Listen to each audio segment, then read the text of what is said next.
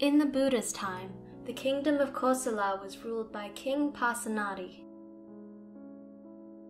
One day, while surveying the city, he happened to see a beautiful girl. The king instantly fell in love with her. Back in the palace, the king could not forget her. He found out from his servants that she was already married.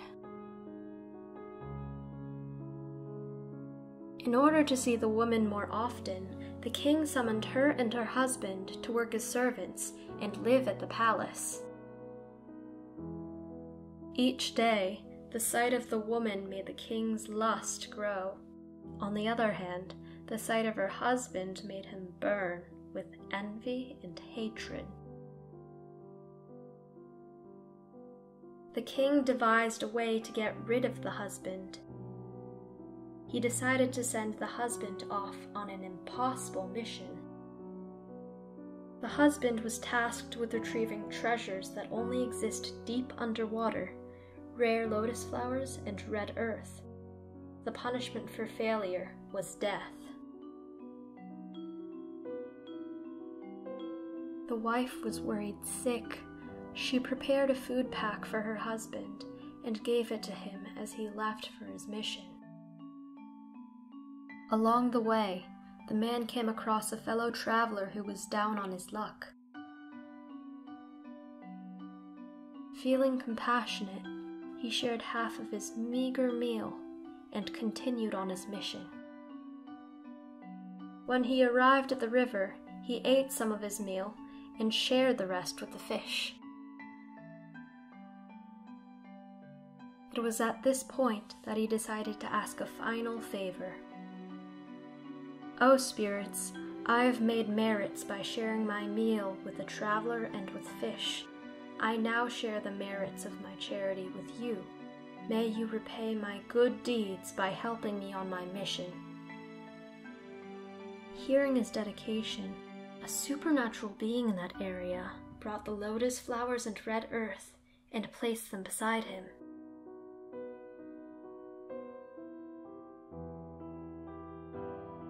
Back at the palace, the king began to fear that the husband would find a way to complete his mission and come back on time. So he commanded the soldiers to close the palace gates.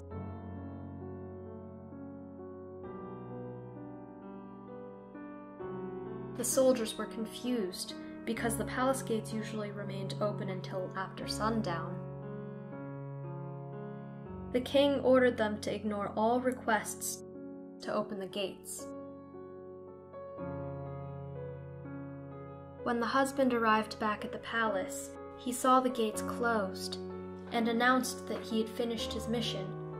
Seeing that the guards would not respond, he placed the items in front of the gate. Fearing for his life, he left for the Jatakas monastery in search of shelter and protection. That night, the king could not sleep. Crazed with desire, he thought of ways to get rid of the husband. During the middle of the night, he began to hear eerie noises. The king was frightened and confused. He sought counsel from his queen, and she advised him to ask the Buddha about the sounds. At the Jatakas monastery, the king asked the Buddha about the eerie noises. The Buddha explained that the sounds came from 4 men who were suffering in hell. They had previously been born humans and committed sexual misconduct.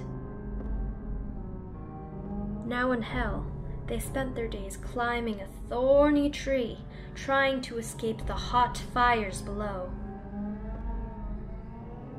But if they climbed too high, they would have their eyes pecked by vicious birds.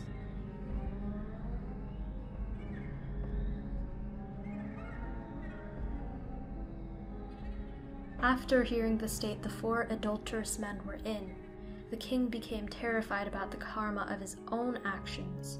He said, "For one who cannot sleep, the night is long and full of suffering. My desire for another man's wife is the cause of my suffering. And with that, he vowed to never crave the wife of another man again.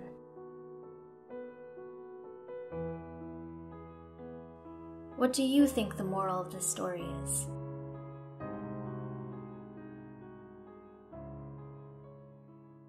We hope you enjoyed the video. Click like if you did, and click subscribe if you want to see our uploads.